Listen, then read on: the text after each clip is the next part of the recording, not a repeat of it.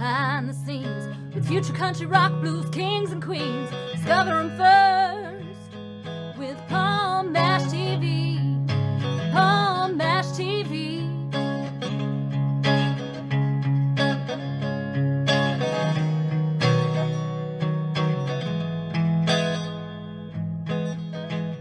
Well, hello there. It's Palm Mash TV time again. Thank you so much for joining us again on another episode.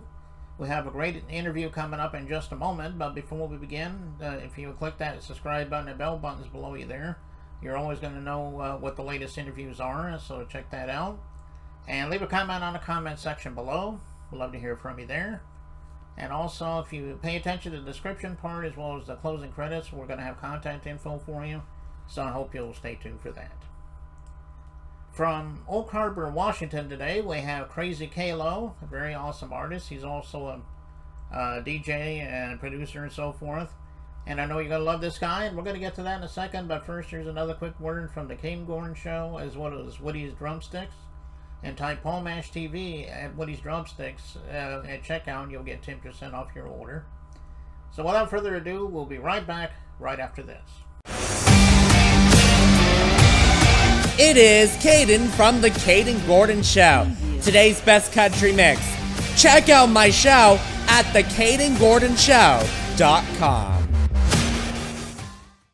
At Woody's Drumsticks, we focus all of our sticks on being a hair longer than everybody else's. Why? Well, all of our sticks are going to be going through the same quality control process as every other stick on the planet. However, the extra length gives you an extended reach, so you can reach for higher cymbals. It makes the sticks last a little longer. We put our shorter taper at the end, which gives more girth in the base of the stick and allows you to play for longer, better, stronger, faster. So once you switch from one brand to Woody's, you'll never go back, and that's a guarantee. All right, we're back, and with us from Oak Harbor, Washington, we have Krazy K-Loe with us today. Thanks for joining us, Krazy. Hey, how are you? Oh, I'm doing pretty good. Glad to have you here today. So tell us a little story about how you discovered music. I mean, have you always wanted to be an artist? Were you in a musical family? So maybe you have a story of your own. Go ahead and tell us that. Well, I was not in a musical family. I actually grew up in a family of construction and not really a family that was into the arts or anything. What I remember growing up is I always liked listening to the radio. I really connected into like the music and cartoons, and I had like a memory of the music. And still to this day, I can almost pinpoint cartoons and different things from growing up that I'd listened to. Now, I can never remember the names, but I always remembered the music, and I could pinpoint the episodes and whatnot. And as time went on, I started DJing, and I liked writing. And in school, I tried to get into band, and they said I wasn't smart enough with doing that and being able to read and comprehend. And I thought that was kind of BS, and it kind of pissed me off. And I was like, I'm going to prove you guys wrong. And that's the type of person I am. So I started kind of pushing more into music and directing like on a real high level into music, and being like, okay, well, if you guys say I'm not smart enough, that's kind of not true. It's an art. It's just because I'm not taught by like I guess like schooling in this artistry, that doesn't mean I can't teach myself. And because I can remember music, that doesn't mean I can't teach myself by the inspiration that I get from it. And writing was a really difficult thing for me as well. And so I was told I had to write a certain way, and I'm a rule breaker. That's how it was. So I just tried to defy everything that I was told. And as time went on, I said I wasn't going to be able to do this and that. And I just wanted to prove everybody wrong. And so that's really kind of how I got into it. But I really just have a passion for music. And I like and admire people's artistry that they do, because, there's a thing that you have to really get into, and there's something to be said about the encouragement that people need. People get kicked down on the ground about their artistry and what they believe in and what they think art is. And they get judged for it when there shouldn't be any judgment. And so people need that encouragement. And I've always been that type of person that's like, just because you see it this way doesn't mean it's wrong. And I always kind of been that person, which led me into being a producer in the music industry and doing the jobs that I do. And yeah, I guess that's kind of where it kind of led me. Yeah, and I meet so many people on the show, and they have a passion for music, and I've always had a passion for music too. As far as all the mainstream artists as well as the independent artists. So I'm glad that I do a show like this to help people like yourself. Why don't you tell a little bit about your influences, though? I mean, can you name a few of them? Well, you know, growing up, it's like I really liked like a lot of the hip hop growing up. A lot of the it's kind of funny. I didn't like NWA, but I like Ice Cube specifically. I like Dr. Dre, but I didn't like the group NWA. I like them as separate artists. Um, and then it's like I really liked some of the old school Sugar Hill Gang, but then I also liked really older music. The thing is for me, I never had a memory of the names of the stuff, but I could remember the music. Hmm. So that was always a hard thing for me. Even as a DJ, that was like what really made it hard being a DJ was I'd have to make song lists and people would be like, "Oh, do you have this? Do you have that?" And it's like I would almost have to ask people, "Can you give me the tune?" And if they gave me the tune, I could pick out the song really fast. Um, so but pretty much like anything I was inspired by and would listen to because I always had the radio on, always. So anything that was playing on the radio, I was enjoying because I love music. So, but mostly hip hop music and rap music is what I really directed towards. But I do remember probably in my teens, I like my early teens, I really directed towards a lot of alternative music from Seattle, and and that actually was pretty interesting. Um, I never understood it, but I really gravitated towards it. And I don't know why, but there was something that gravitated me to like alternative music, but I never understood why because it just is something kind of funny. But I enjoy hip hop music and the artistry of it. That's where I got into what I do. Yeah. Mm. Yeah, those are some good artists. You also mentioned, like Ice Cube and Dre and all those. They're definitely legends for sure. Now people may want to learn more about you. Do you have an official web address? Or are you in the streaming and social media? I mean, tell everybody about that. Well, I have music out on pretty much anywhere you can find music. Apple, Spotify, Pandora, um, SoundCloud, anywhere. I go through my distributor's CD Baby. I run as a subsidiary to their company. It's the only company I go through when I work with people. It's one of my like specific things I work with. I don't work outside of them. It makes it difficult sometimes with artists because they don't like that. But don't fix something, don't change it if it ain't broken. And it's always worked great. Been doing it for a long time, and so pretty much anywhere you go out there in digital media for music, you can find my music out there. You can also Google my name and find just pages and pages and pages of my stuff out there. I've been doing this for a really long time, so over 35 years. Okay, and do you have an official web address as well, or do you not have anything like that yet? No, I don't really get into the social media marketing side of things. Really, how I actually do that is because I more produce music. I actually do more of my marketing through the artists that I work with.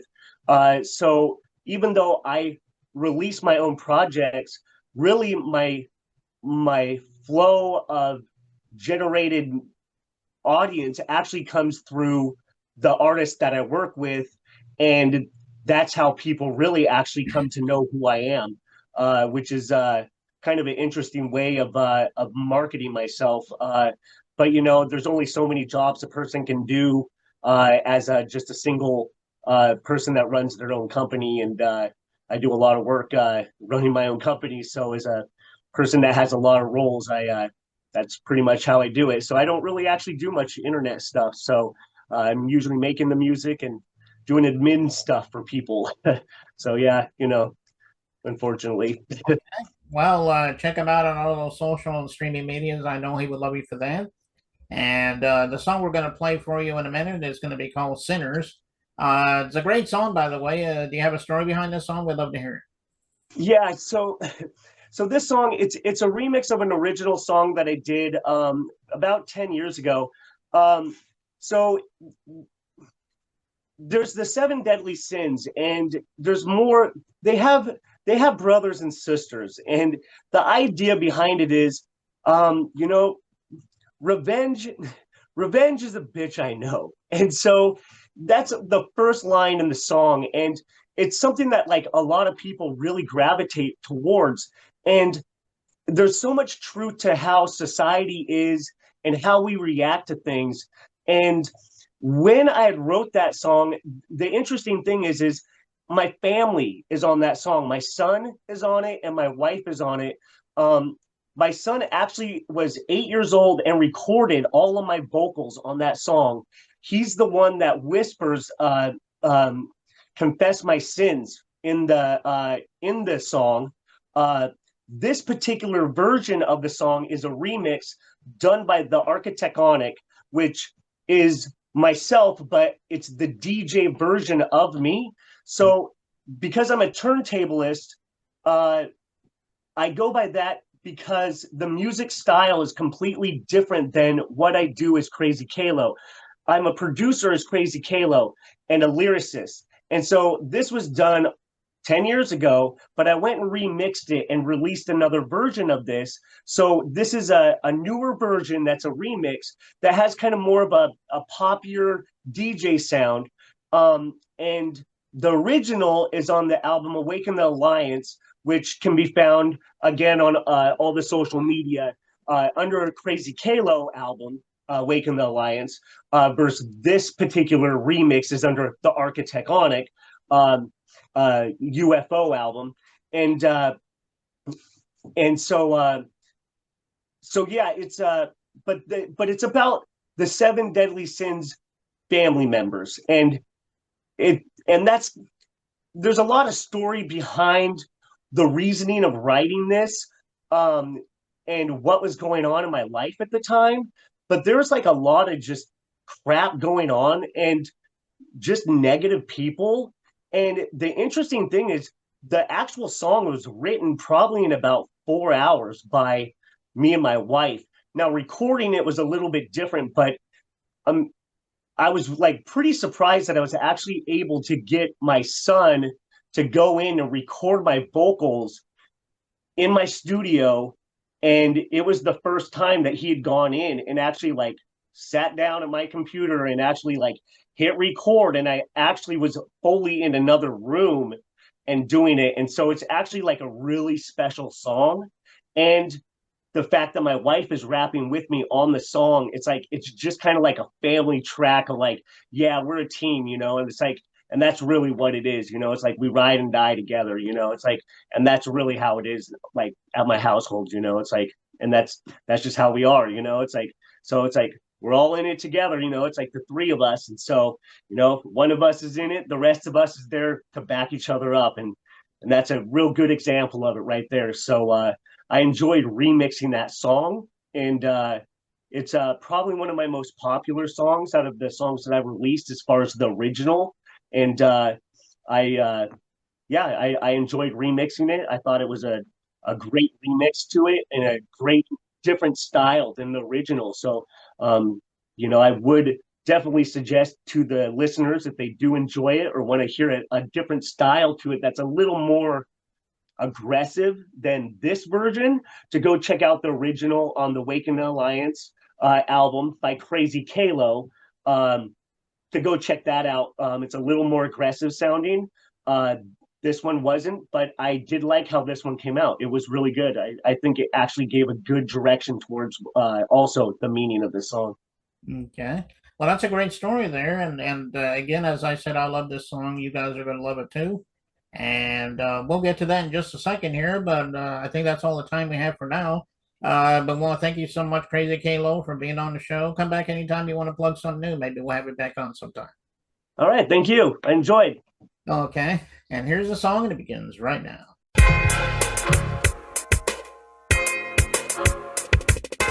This is between me and you.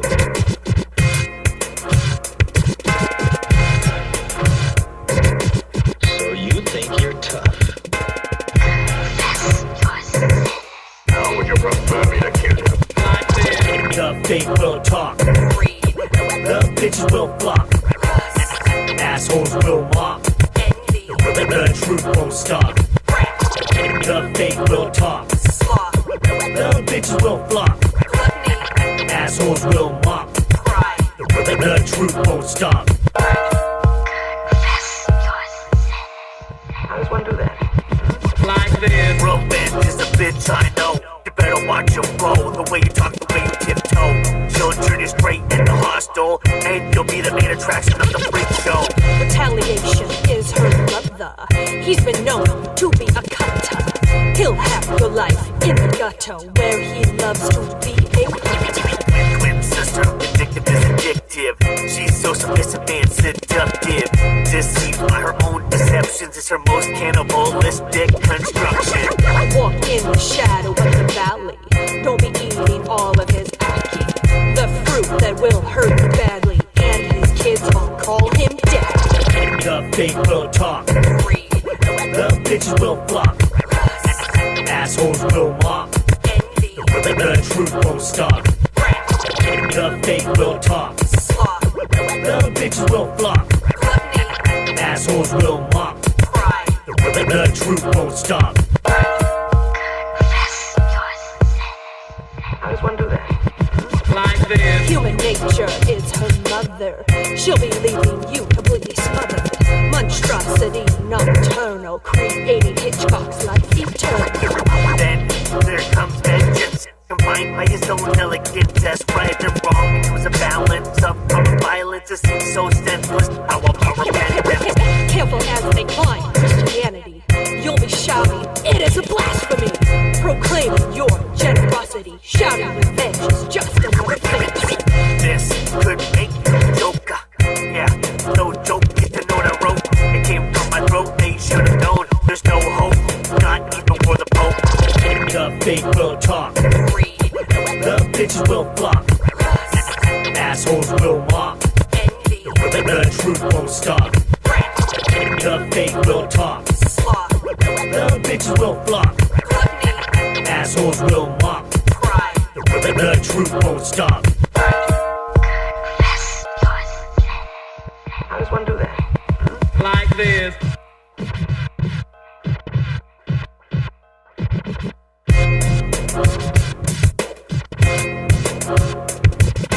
So you think you're tough?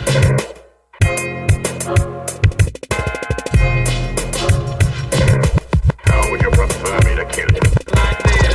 The fake will talk. The bitches will flock. Assholes will mock. The truth won't stop. The fake will talk. The bitches will flock. Assholes will mock. The truth won't stop. How would you prefer me to kill you? Like this. One kill him.